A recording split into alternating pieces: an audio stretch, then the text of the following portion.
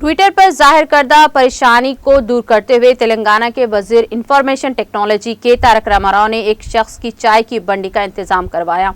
इस तरह उन्होंने एक गरीब खानदान के सरबराह की मदद की। तफसीलात के मुताबिक शहर हैदराबाद के नवाही इलाके उप्पल का रहने वाला शिवा रेड्डी कई बरसों से सड़क के किनारे चाय की बंडी लगाते हुए अपनी और अपने अरकान खानदान का पेट की आग बुझा रहा था।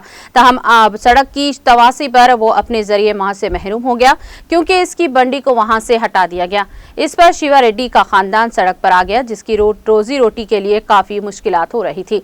ऐसे में शिवा रेड्डी ने सोशल मीडिया के अहम प्लेटफॉर्म ट्विटर पर सरगर्म रहते हुए अवामी मसाइल को हल करने वाले वजीर तारक रामाराव के ट्वीट किया और अपने मसले को इस ट्वीट के जरिए इनके सामने रखा।